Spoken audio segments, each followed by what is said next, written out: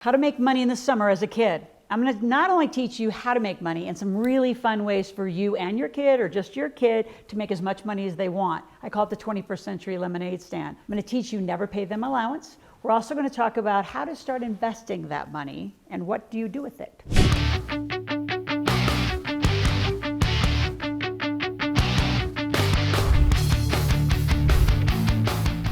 Since financial literacy is not taught in schools, I actually believe that it needs to be taught in the family because every family has different goals. And since it's not taught, guess what? I'm going to be your mentor and teacher. I want you here every day, 5 days a week, 10 to 15 minutes a day is all I'm asking. And start this conversation with your family and get those kids financially literate so they can be financially free. Now, I'm going to talk about 7 things in this video. Number 1, the system was not broke.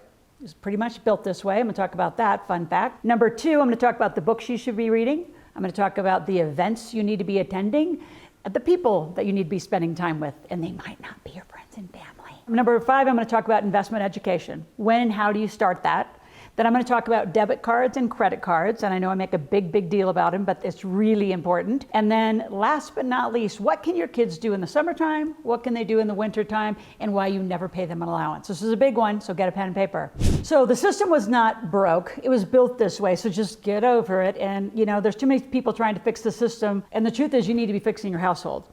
Right? So here's how we're going to start. You need to live corporate life. The system was built for everybody to go K through 12, which, you know, I'm actually a huge proponent of education. I have a master's degree. My son's getting a double bachelor's and a master's. I mean, like, I'm a huge proponent of education. So don't get that wrong, that I don't want you in school. I also think it's important socially. But what's being taught is not financial literacy. And every financial, family has different goals. Some people want to be millionaires. Some people want to be 100,000aires. Some people still think they need to live debt-free. That's a whole nother video. So the system was built that we go to school, we get a job for 20, 30, 40 years, and put your money in 401k and park and pray, I call it. Hope the whole thing works out. We all know that's not going to work. So this is your time, your family's time to make some decisions. So what grade? Well, I'm going to say as a family, you should start the minute you decide you want to have a family. And you yourself need to just begin financial literacy. So what books should you be reading? Of course, mine. So I wrote the Millionaire Maker series. There's 3 books. The first one is the Millionaire Maker. The way you read it is you read the first few chapters, and then the rest of the chapters is real stories about 7 families that I made millionaires. You're going to find the family that's most like your situation and the blueprints in there.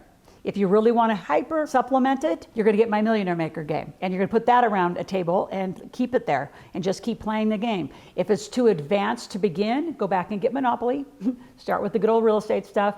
Then come back to the Millionaire Maker game. The second book is about how to build a 6- and 7-figure business. It's called The Cash Machine. The third one is world-class in my opinion because I'm an alternative investor. I don't park my money in the stock market and pray to God it all works out.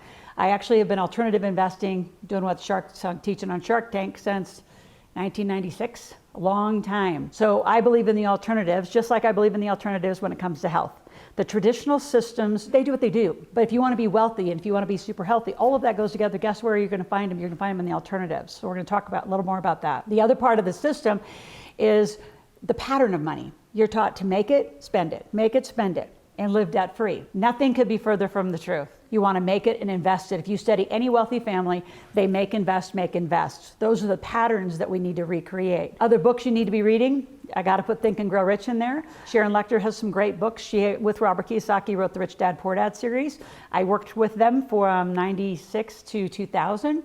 So mine is the how-to extension of a lot of that content. Zig Ziglar's work, Brian Tracy's work.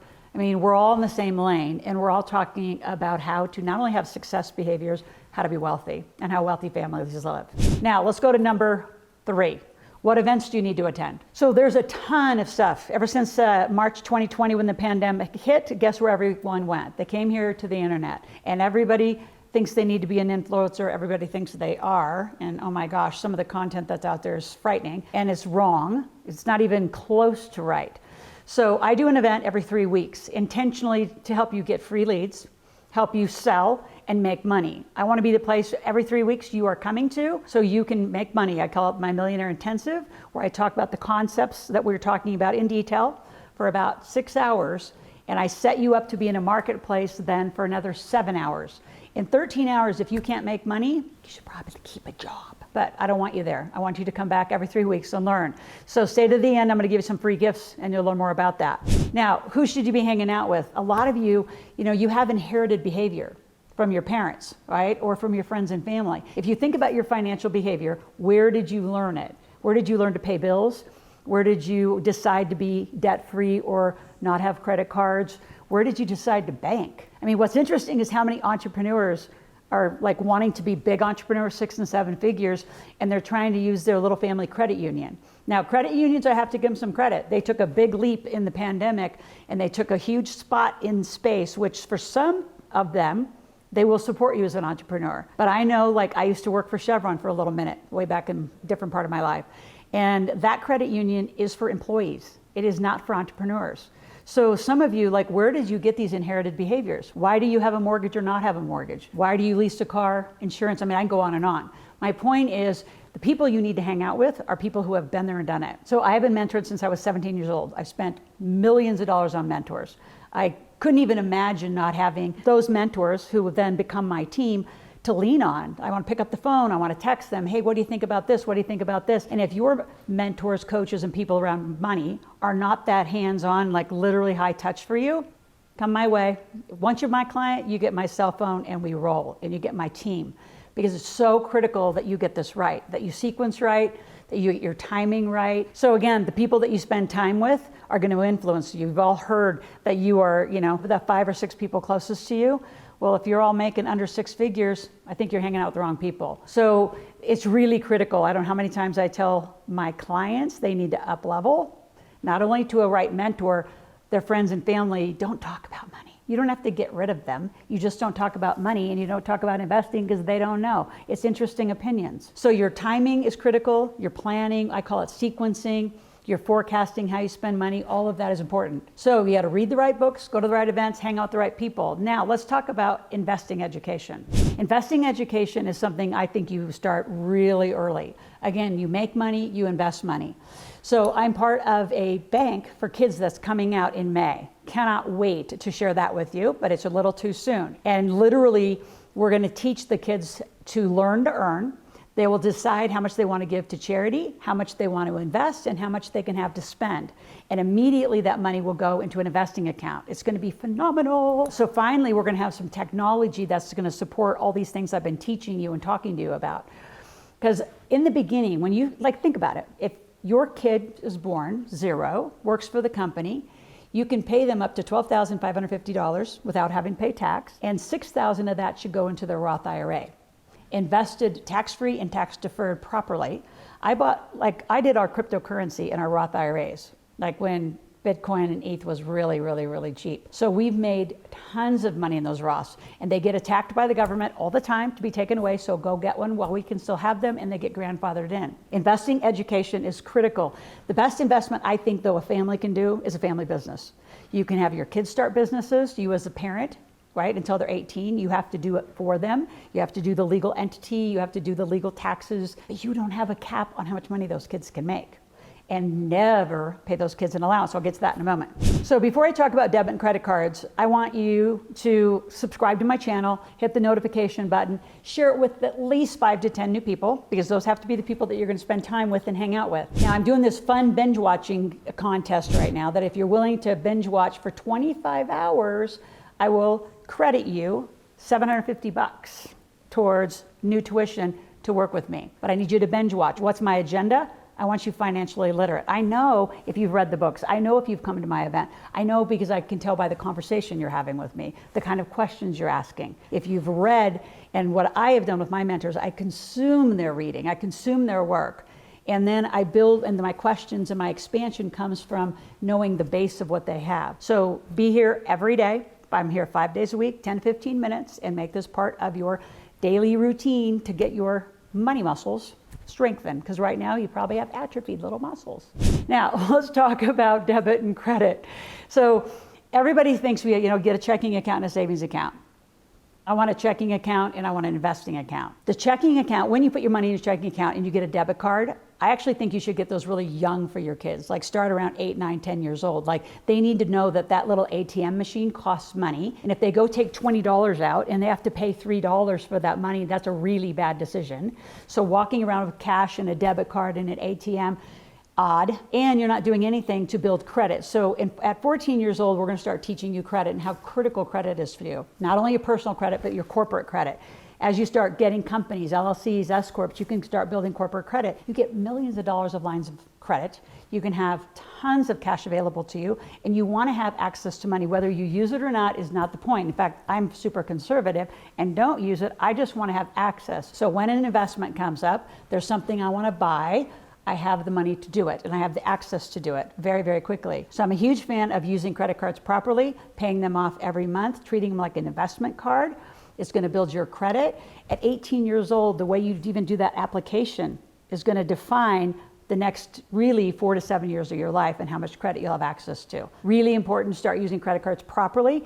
Don't, wait till your kids are 18 and give them credit cards for their birthday and send them off to go get into debt and have bad credit. And I don't know how many young 20-year-olds have to go into bankruptcy because they blew it the first years because you parents didn't do anything about it. Now, let's talk about how to make money. It's my favorite thing. And the best investment you could do is get your kids earning money. Now, never pay an allowance. You're going to have tasks that they're going to do. There's a base of home chores. Just because they live there, they have to do them. But then they're going to earn money on different tasks. So what could they do in the summer? I'm going to talk about summer, and then I'm going to talk about winter, because I think there are different kinds of things. But also kids get bored, right? They get super bored, and you want them to have a lot of experiences, right? They might want to do something for a little while, and guess what? They're going to learn, I really don't like to do that. I want to do more of that. I want to do something like that. So unless you let them experiment on a lot of little cash machines, I call them, they really don't know who they really want to be. So don't have them do anything for too long. So let's look at the summer, then we'll look at the winter. So summer jobs, what can you do? Well, one of my favorite stories in The Millionaire Maker was a dog walker. And the dog walker then actually grew into owning her own kennel. And then she brought on vets. I mean, she's become a multi-millionaire. But she started walking dogs, believe it or not. So from walking dogs to babysitting, that actually could be kind of year round. But if kids are super busy and they're student athletes, which mine are, it makes it harder during the school year. So great summer, pick up some big babysitting jobs. By the way, call yourself a nanny and you'll make more money.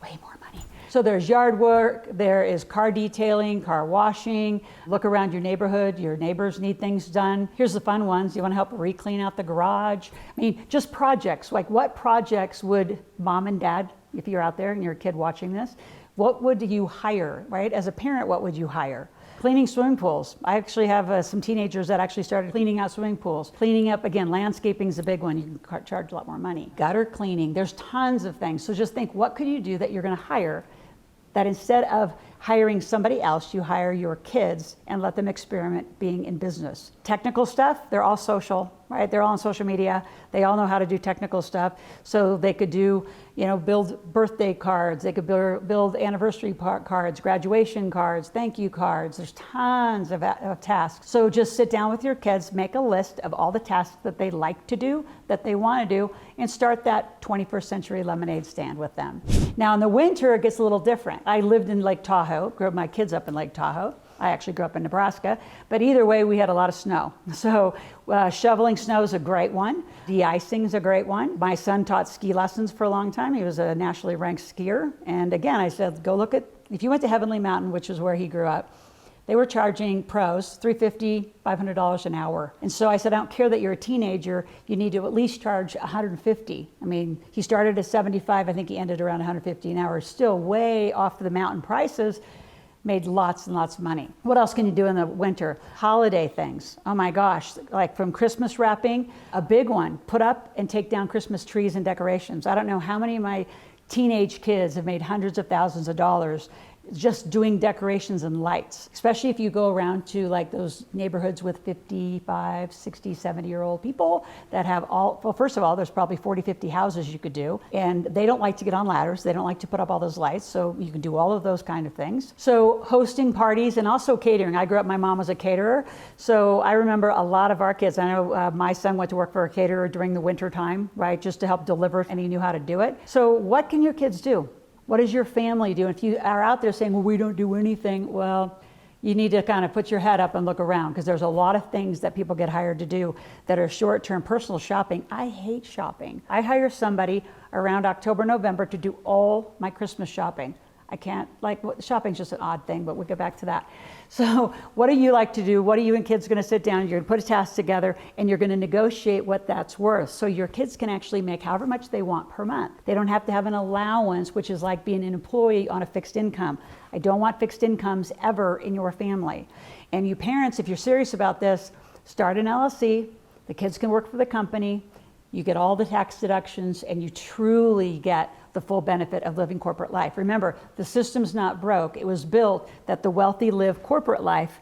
They don't have individual income. So before we go, I want you to click on a link below. I have a huge gift for you.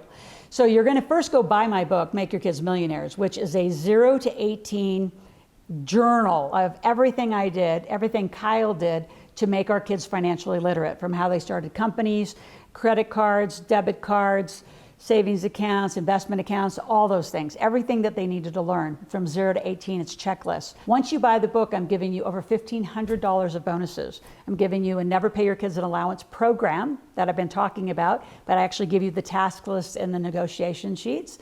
I'm going to give you a financial filing cabinet for your kids. Probably the biggest one is an 8-hour course called Put More Cash in Your Pocket. It's everything in detail that I just talked about, how to run this little 21st century lemonade stand. How do you make $500 to $1,000 in your family a month? And if that's too little, which I'd love that to be too small a goal, then let's go to $5,000 and $10,000 a month. So in addition to that, I'm going to give you a software. It's an app for investing, and your kids can start as low. It's a free app. They can start as low as $25, $50 and start putting money away as they make it. And then as soon as Gravy Stack comes out, this learn to earn banking system with debit cards and credit education, we're going to get you on that waiting list. We're going to get you that free app out as soon as you buy the book. So you're going to buy the book, you'll get on the waiting list. I'm going to immediately deliver all of these gifts to you, and I can't wait to be your mentor and help you get financially literate.